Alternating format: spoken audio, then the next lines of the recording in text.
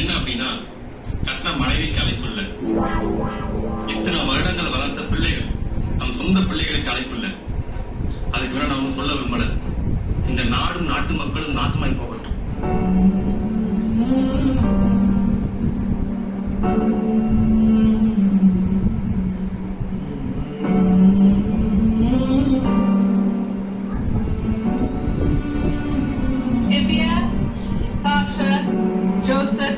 இதெல்லாம் ரொம்ப அநியாயங்க.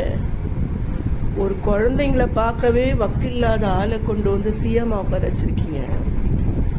உங்களுக்கு மட்டும் நல்லதா நடந்துற போகுது. எவ்வளவு பெரிய பாவத்தை பண்ணவனுக்கு